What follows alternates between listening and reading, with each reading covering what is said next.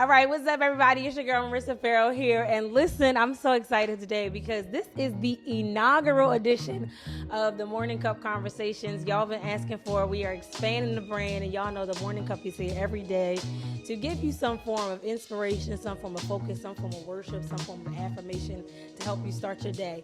So I'm excited about the time that you guys spend with me in prayer. And today I'm excited about launching this podcast because I have one of my good girlfriends who is on the podcast with me. We have something super exciting for all of those lovers and the single people out there. Happy Valentine's Day.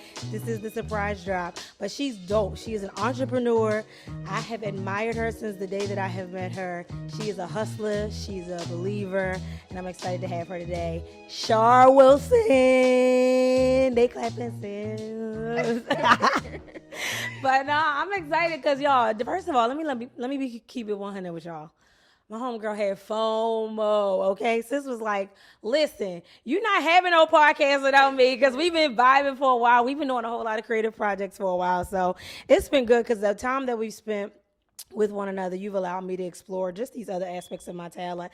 And so I'm excited to be here doing this with you because we get to launch this and make this super dope. So what up, Miss Char? What's up? All right, tell them a little bit about yourself. So, y'all, first of all, she's a celebrity hairstylist. Like, y'all, I'm gonna just put it out there because, the girl got businesses out the wazoo. She's an entrepreneur. Listen, I'm going to tell y'all why I really, really admire Char for real.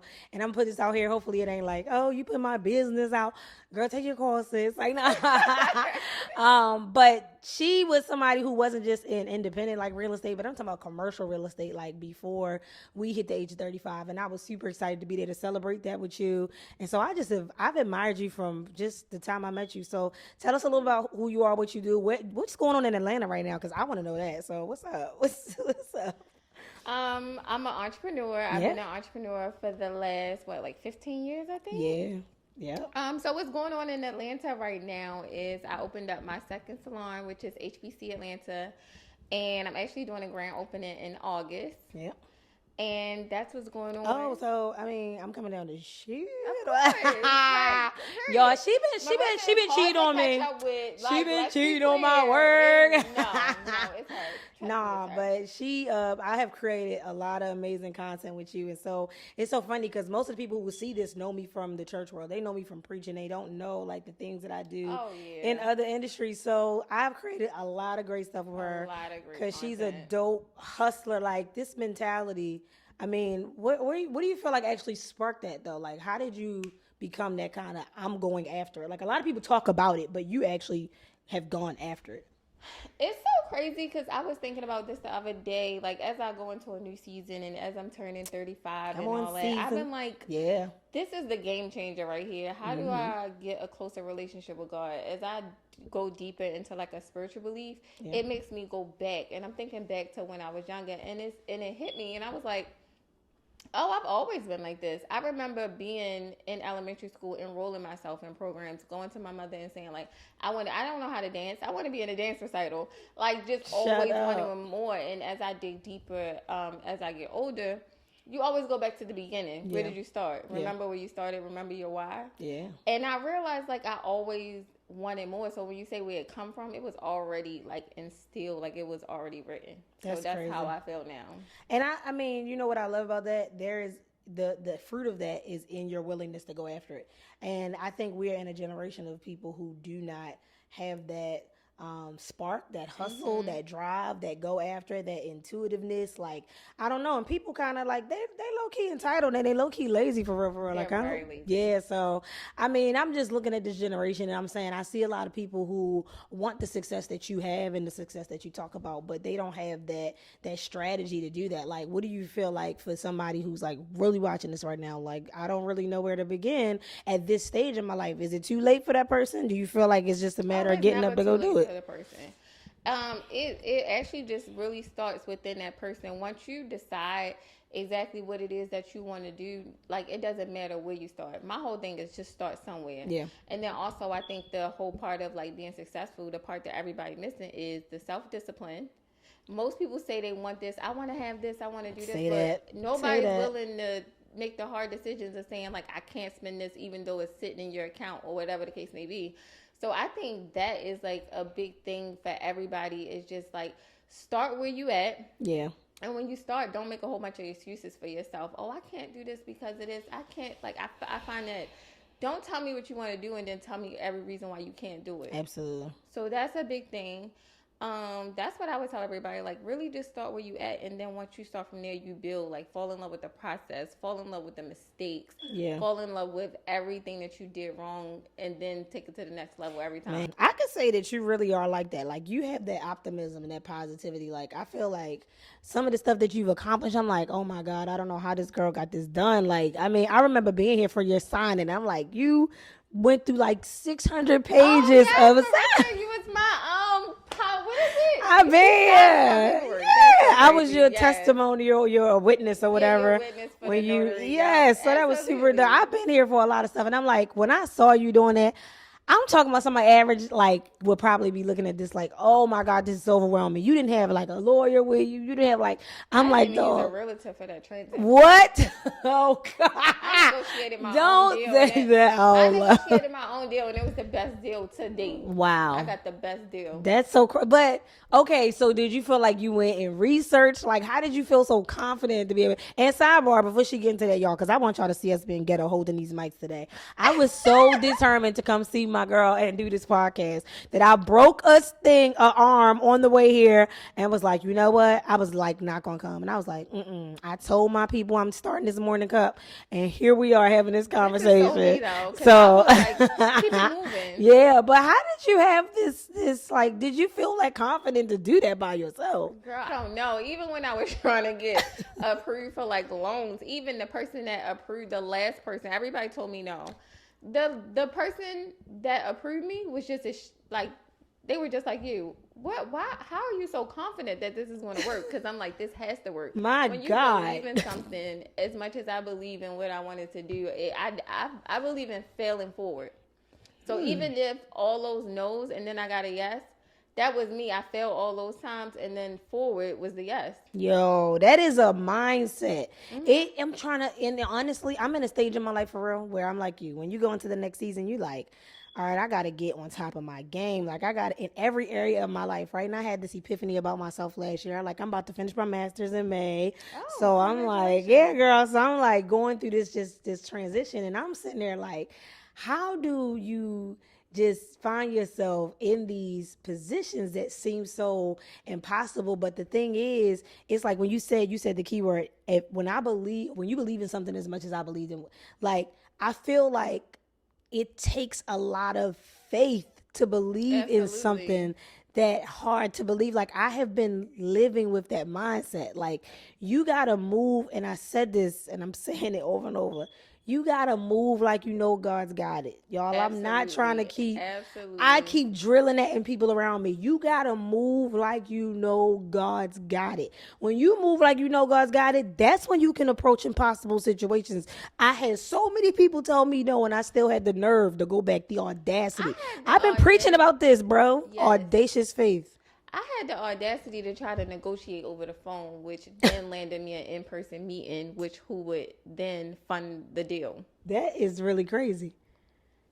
That's really crazy. I don't know what to call that. Is it hustle? Is it faith? Is it intuition? Is it drive? Is it determination? It's called being relentless. I was not going to stop until I got what I wanted. Once I lock in on something that I want, I'm not going to be like, it's not going to be in an aggressive way with though like, oh, she out for blood to get whatever she wants. No, it's going to be very strategic, and it's going to be like more in like a determination.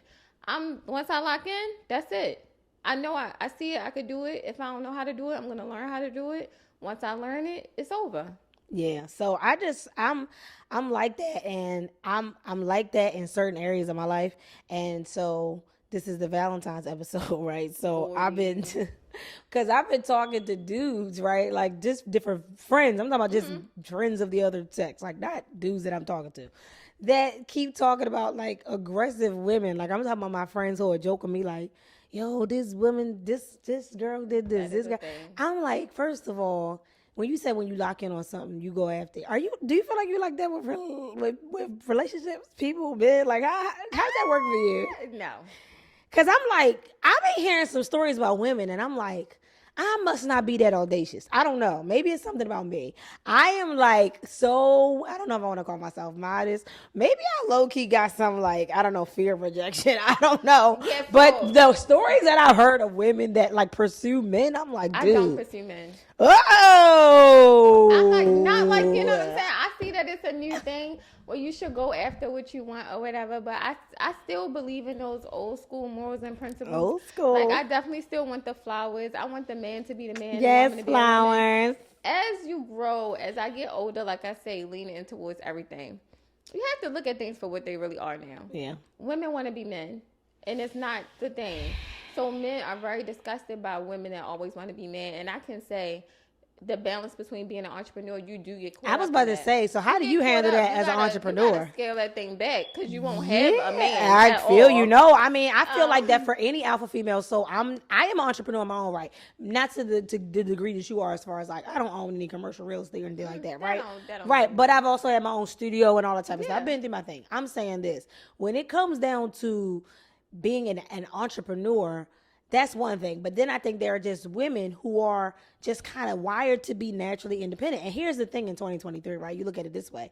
I was a daddy's girl, right? Mm-hmm. And I was near my dad, who was someone who worked with his hands, who was someone who built. He was a carpenter and all these things. He was a preacher. He was whatever.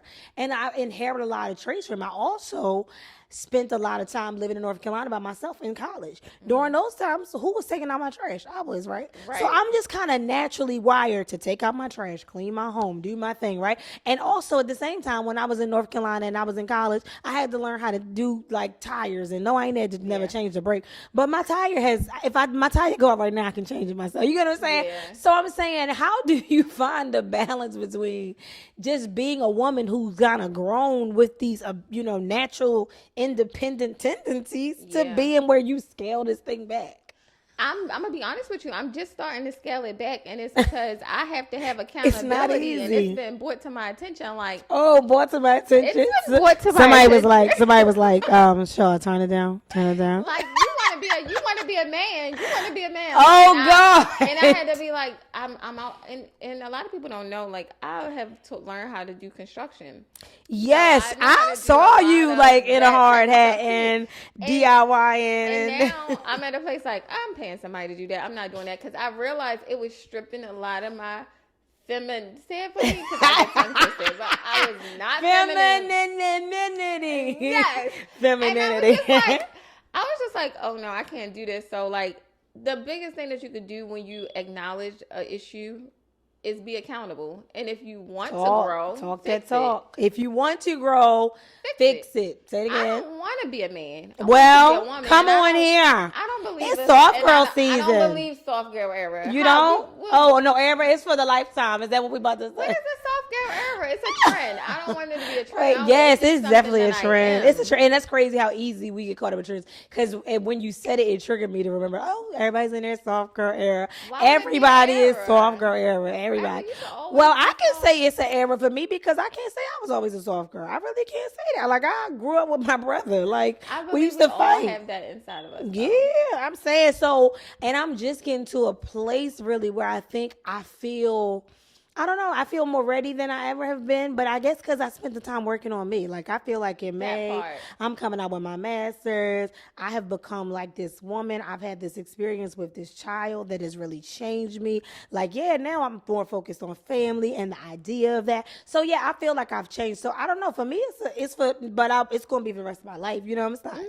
Mm-hmm. But I am saying, like, I remember that evolution, and I'm excited about it. So, wait, here's the real question, because I'm sure somebody watching this wants to know. Are you dating? I'm very much single. Oh, okay. Very much single, sis. I feel you. I want to be, when I be in a relationship again, I want to show up as the best version of myself. The best version, yeah. I don't want to come with all of the things. Of course, you have growth that you're going to do in a relationship, but I definitely have some past ways and stuff that I can say that I might have been the problem. So I was getting ready to give you like my top 5 issues in the dating pool right now because, sis, when I say it's going badly, I mean the dating pool is dried up. Okay, but what I am saying, right? Womp womp womp. I insert womp womp here, but But what do you feel like now? Because you just talked about that accountability thing. So what do you feel like was in you that you had to correct, like that you needed to check or be accountable to be your best self, and to not be the person that you said was kind of ruining the relationships? It wasn't always them. That's what you just acknowledged. I ain't gonna say it was 100% me. Like, let's go back on there. Like, I can say I played a part in some ways, but definitely not the major part. I ain't playing no part. But I think the thing now is just like growth, being more accountable. What was the problem then was not being like as like aware, like as confident in myself as to like even being influenced by other people, whether it be a family, friends, or whatever. Like understanding your path is different from everybody else's journey, and sometimes people can take you off of your journey, literally, because they see what's aligned for you, and they can't. People put their fears on you. People put their, oh, you should date this type of guy. I like you with this type of person, and that's far from the truth. What do you want? What do you see for yourself? When you're in a relationship with this person, what is it like with y'all when there's nobody else around? And the worst thing that I've ever done that I probably would never do in a relationship moving forward is include people in my relationship. Save that part. That's the worst mistake that you could ever make, because this is between you and them, or, you know, it's not supposed to be anybody else. What y'all go through behind closed doors is y'all business. That's where it gets a little bit tricky. It does get tricky right there. I feel like people don't necessarily understand the premise of relationship to the degree. I feel like people understand relationships to the degree that they are actively participating in building something that is covenant and confidential. Mm-hmm.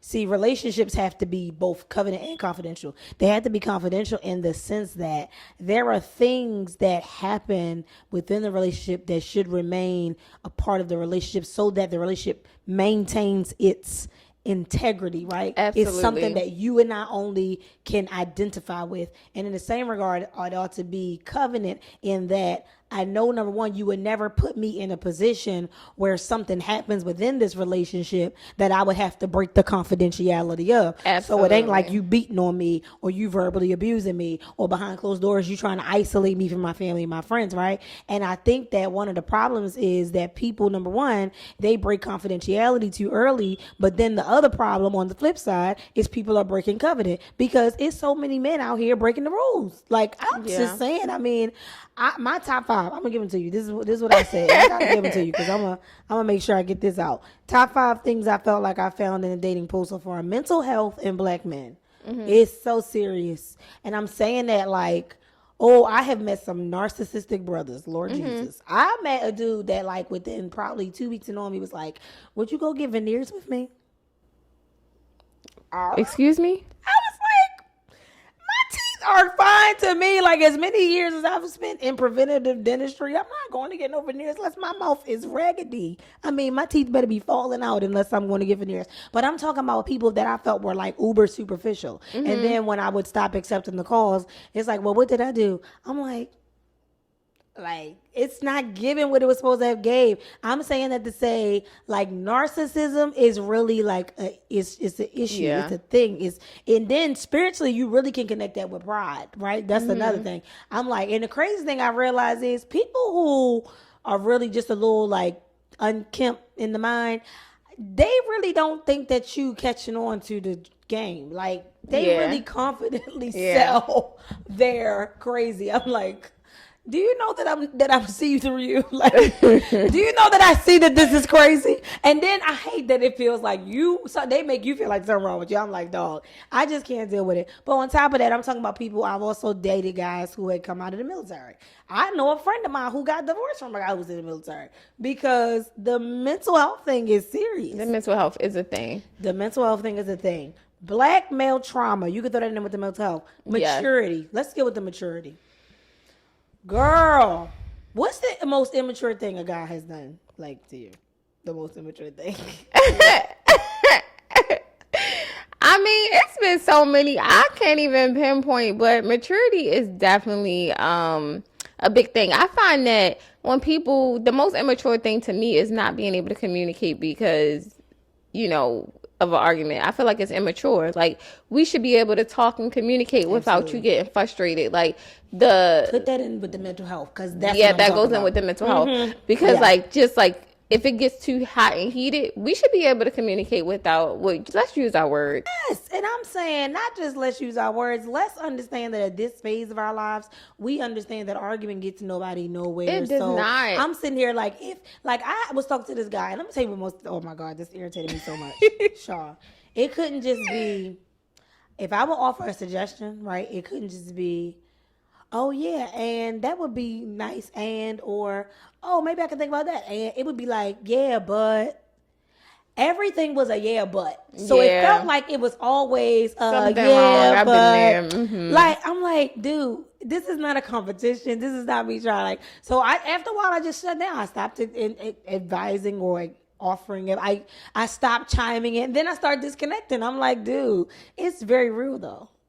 I've been struggling. I struggle hard. I will disconnect in a minute. Once I'm uninterested, you're gonna know I'm not interested. You're gonna know I'm not interested. Once I'm uninterested, it's bad. Like, a guy, oh my God, I feel so bad. I can't tell you, like, this guy, I probably like, oh my God, this guy. I ignored him probably for a month straight. He still was trying. He was consistent though. You got to get a brother that consistency man, I is almost good. said like, man, maybe I should just give it a try. But I'm like, and here's my other thing, and this is probably bad. I think one of the worst things is when people like, you may ask somebody about somebody like mutual, like, oh, do you know so and so? They be like, run. Oh yeah. And then I don't look back. No, you gotta take that for what it's worth, because they talking about character at that point. Yeah. Girl, I be scared. I would be afraid. I be running. So I think that was the part of the reason why I really ignored this person for so long. And I almost kind of was conflicted, because I was like, well, am I not giving them a chance? Like, it was wild. But I thought that the black male trauma, the maturity thing, I think one of the other big thing, and you can identify with this because you're an entrepreneur, the financial. But I want to speak from a brother's perspective for 1 second. The financials is a big issue, right? But what about this? I keep seeing this post on Instagram, and I've seen it all week, and I was like, I don't agree with that. I've seen a lot of young ladies reposting it, and like, to each his own.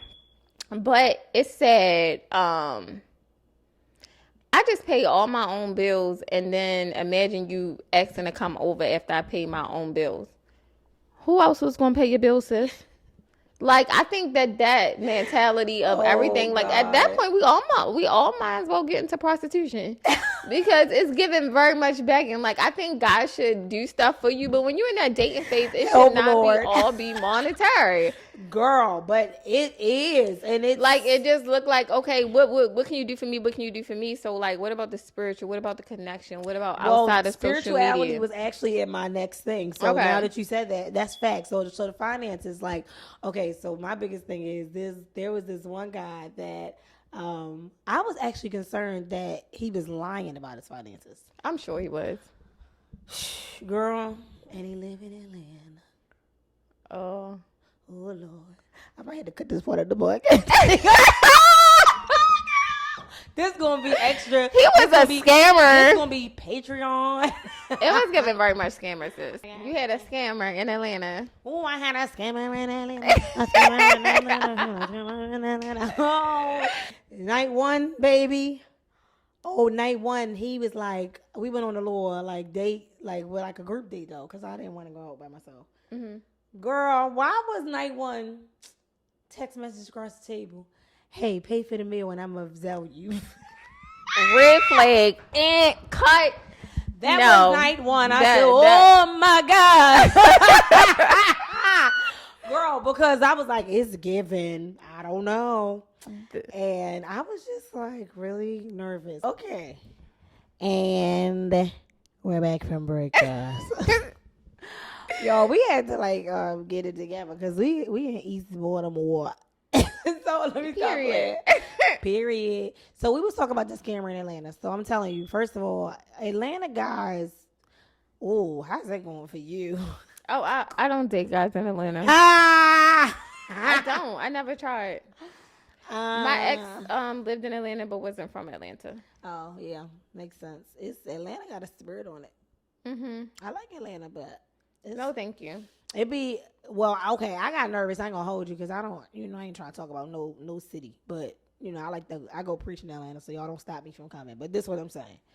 I went in Lenox, and girl, they had metal detectors. I will say that is the new Atlanta. Atlanta wasn't always like that. I was like, exactly. That's why I was so like confused. And then I had a couple of my friends who told me that that they had like problems parking their expensive cars in LA and things like that. They break in your car, steal your cars. Yeah. Ooh, Atlanta's known for scamming. I don't know what it was. They said it changed a lot though. Not to blame Katrina, but they said a lot of people migrated, and then there was a lot of crime. They said it changed a lot after Katrina. That was the thing, like Atlanta. And then Atlanta, nobody in Atlanta is from Atlanta, so it's not all the people that I know that are born and raised in Atlanta.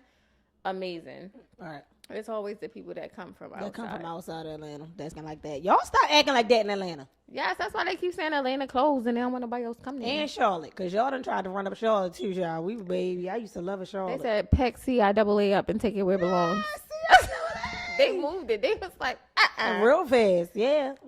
I'm telling you, and they been hurting get the sale of the Oreos together, trying to get that together. But baby, let me tell you one thing they doing. Baltimore putting that $4 billion into the Baltimore Ravens Stadium, baby. I said, y'all better go ahead.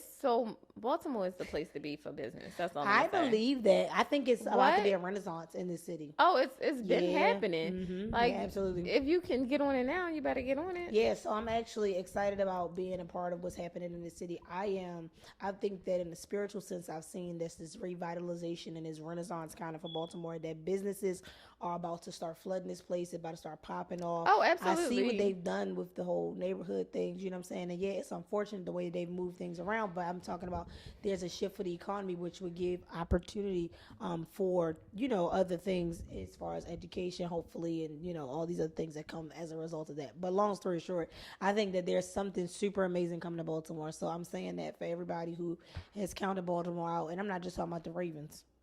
Y'all stop playing with my voice. But I'm talking about as a whole, I think it's something super. And I see it spiritually. Like, I just feel like there's this wind of revival that's coming over the city. I don't know what that, Absolutely. I don't, and everybody know I don't claim to be nobody or nothing. I preach the word of God. City. And I think that there's something I believe that's in the city. It's definitely the charm city. I will always invest in Baltimore. Yeah, I believe in Baltimore. So what's happening with so you're just back and forth from Atlanta to Baltimore? I'm living in Philly right now. Philly. So I also work you really really like there? No, I still work in film and television. So we currently filming a show that ends in March. So I've been living in Philly since like December. So I'm only off on the weekends, and I come home and I do my clients check on the business every weekend. Shout out to Philly. I got a lot of friends in Philly, and if you real and you up on your stuff and you got your thing together and you fine and you working on your money, because let me tell you something. Everybody been talking about, Marissa, you lost so much weight, you baby. I be in this gym, okay? Like when I come out, listen, I want to come out and say I worked for everything that's about to happen in this next season of my life, and I mean that. So if you apply and you check, this is Sean. Oh my God, no! I'm working on myself. Working on myself, though. This is Sean. Tries around. But anyway, so it's been hard though. This dating thing has been hard. Like how long has it been since you've been in like a serious relationship? My friend is like, girl, you asking real. She really trying it, but I would say it's been hard. It's like, nah. I haven't been in a serious relationship probably since like 2019. Okay, man, I feel you on that, but it's a good thing though. Like I feel like, okay, so I just all the time that I've spent in my single season, I have just been working on me. Oh, it's okay to be selfish.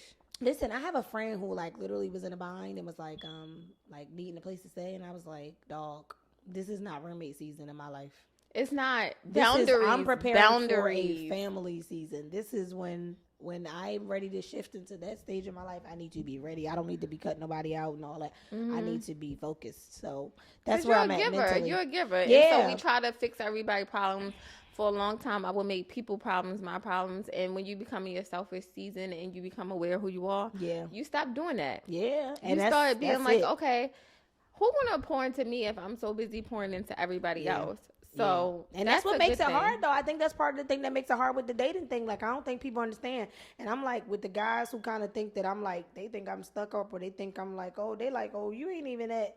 I had somebody told me you ain't even all that to be acting like that. I'm like, well, why? And that's okay. But this is my thing. I'm sure and I'm confident, and that's the problem. When I got to that season where I was like, nah, I know what I want. I know my worth. I know who I am. It wasn't about a list. It wasn't about these, high bars or nothing like that. It was about the clarity. If you're not coming with a clear mindset and a clear focus and a clear mission, I just don't know if I had the tolerance to deal with it, because I'm just so sure that something is about to shift in my life. And I mean that, right? And when you get to that place where you like, I feel the next level, I feel like I'm about to put myself into other things and throw myself into other businesses, and I'm about to go to a new partner will be the most important person on your team. And oh my God, what do you view relationship as a business arrangement in any capacity? I heard that in a clip. Absolutely. It's a business. It's a business arrangement. It's a business. Yeah, I love you. That's my husband. But people don't realize that people marry to keep their legacies going. People marry to build wealth. People marry. Like so when you pick your partner,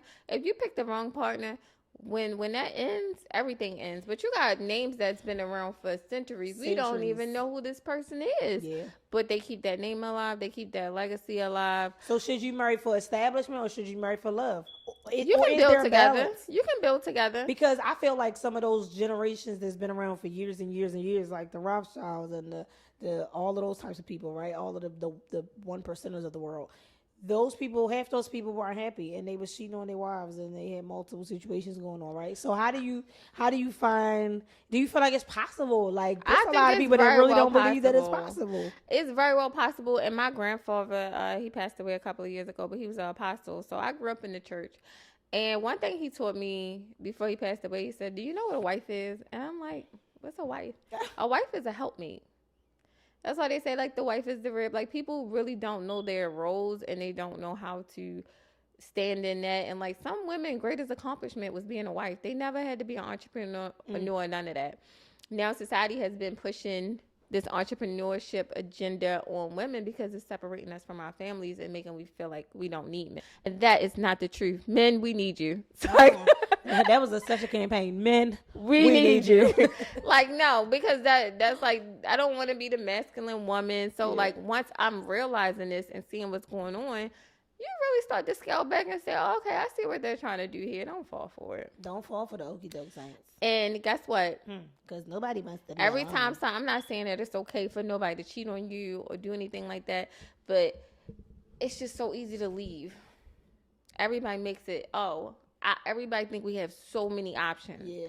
And I mean, even like, you just get caught up in that sometimes. Even I could get caught up in that sometimes. Mm-hmm. But like, that's not real. So I did this thing for my church about leadership, and it was a book called It Takes a Church to Raise a Christian. And in that book, the author suggests that, he suggests that the Godhead, God the Father, the Son, and the Holy Ghost represent a relationship, right? Mm-hmm. That they are operational in relationship, right? They balance each other, they complement each other, they supplement each other, right? And you need all three of them to live. You need the Father, you need the Son, and you need the Holy Ghost. Mm-hmm. You need the covering, you need the blood, and you need the conviction. You need all of it, right? You need the unction, right? And so that's relationship, right? And then one of the things that we hear throughout the Bible is that we were created in God's image, that we are to strive to be more like Him. And so somebody asks, well, why did God create mankind? And there was a conversation in my seminary class where the professor suggested that it was for relationship. He wanted to impress His love upon us, so He created mankind for a relationship, right? So when you look at it that way, you look at the fact that God is in relationship with Himself, and God the Father, the Son, and the Holy Ghost. God is in relationship with us. What is the number one thing God desires? He desires relationship, right? So even when you look at John 3:16, something so basic that, for God so loved the world that He gave His only begotten Son, that whosoever believeth in Him should not perish but have everlasting life, right? So when you look at it that way, that expresses relationship, right? So when you start to deal with all of these things that you see in life that deal with relationship, I think that it's so crazy to hear people say like that they want to be alone. I don't think that that's real. I think people have the same desire that God has because we were made in his image. He impressed himself upon us. We desire a relationship. I think after a while, some people, they just get content with it and they feel defeated that they haven't been able to obtain what they want. So they find themselves saying that they're okay with being alone. Yeah, like, and then trauma. It's times where you need to be alone because you don't want to be codependent. But also, I don't think nobody wants really to be alone, grow old alone. Like, it's nothing like seeing two old people walking down the street. But I've heard a lot of women, even in our age group, talking about, oh, I'd rather be single. I'm like, I don't believe because that's the agenda that's being I think pushed. sometimes, yeah, and it is to me, sometimes it seems like an unnatural agenda. You know, I think that there is a biblical truth to, you know, the relationship between a man and a woman and marriage and Adam and Eve in the beginning, and the whole thing is connected, right? So I do believe in that. I believe that we desire a relationship, but this whole thing that our society is pushing is independence, is, you know, alpha, is you can do anything you can do, I can do better, and I'm just like, you can be who you are and still have the disposition of understanding the necessity of and the partnership and the covenant and the confidentiality of relationship. Absolutely. You couldn't have said that better. I just think so. I mean, and that's I think that I'm me. I think I'm strong. I think I'm a hustler. I think that sometimes I can be an alpha female. I think that sometimes I can be a leader. Well, not sometimes, I am a leader. And I don't think that excludes me from relationship. Right. People, I think, you know, like this whole thing, there's a lot of guys who flee from women who are that strong and who have all the brains and who have all the opportunities and who have money. But I think that what I've accomplished should not exclude me from the fact that I also want relationship. But when you learn individuals, that's what relationship is. Spending time with individuals, building bonds with individuals, creating a life with individuals that only you all understand within the covenant of your relationship. Absolutely. And I just feel like this whole be by yourself thing, or, you know, because it's nobody wants to be by themselves. Even if the dating pool is horrible, I haven't given up. I'm not gonna give up. We're not gonna give up. We're not gonna give up. We're gonna find the men of our dreams are gonna find us. Come on, let's put it in the atmosphere. Valentine's edition. I'm excited. I'm really, really glad that you came and spent this time with me. I know that you have to get to your day, but how did you like the morning cup? Was it? Oh, I absolutely love this. This is actually my first. I had one podcast, but this is my first live podcast ever. No, this is good. We'll have to bring you back for a part 2. I know you guys want to see part 2 with Char, and I can dive more into just who she is, her whole thing. Maybe she can give you some keys and strategies for success, some entrepreneurship things. We're going to come back with her, but I'm excited to have had the opportunity to do this for you today. So what would you leave with some person who it might be, number one, they may not believe in themselves, like you talked about earlier, being relentless, having that kind of faith, that kind of intuitiveness. Maybe there's somebody who is single and waiting. Give us something you would leave with them. Give them a morning cup. I would say, like, if they feeling like that, like, just don't, like, literally don't give up. Like, you know, I believe in manifestation, whatever you want to do in life, whether it be a relationship, whether it be a business, just really lean in towards that, because whatever you put out into the universe is literally what you're going to get back. You start your day angry, mad, bad things are going to happen throughout the day. You go in there with a positive attitude and it's going to work out. You ever seen somebody be so nasty, but you're so nice that they have to shift and change and they can't approach you the way that they will approach someone? Yeah. You change it. Yeah. The change literally starts within you. Change starts within you. I like that. Everything she just said and more. She literally just said the same thing that the Bible gives us, that every word that you speak out of your mouth shall be established, right? That there's power of life and death in your tongue. So she just said that. She said that there is power in what you speak, what you do, what you pursue, and what you go after. So today's morning cup is this. Don't stop going after it. Whoever you are, wherever you are, don't stop. Love is out there for you. I'm out here for you. Char is out here for you. How can they follow you, Char Wilson? You can find me on Instagram at Hair by Char. That's CHAR. Follow me on Instagram. Yes. And if I got any folks in Atlanta right now and you want to get your beat done, let me tell you, CHAR is the one that you want to hit up. So make sure you hit up our Instagram, people. Listen, I hope that today you have a great day. Let me pray for somebody really quickly. God, we thank you for this opportunity that you've given us. I pray today that somebody who's listening to this podcast will feel your love before anything else. I pray that they would not give up on their journey, their story, and their next chapter. I pray that you would cover them, that you would keep them, most of all, that you would bless them. In Jesus' name, amen. Amen. I'm out of here, y'all. We out of here. We out of here. I enjoyed it.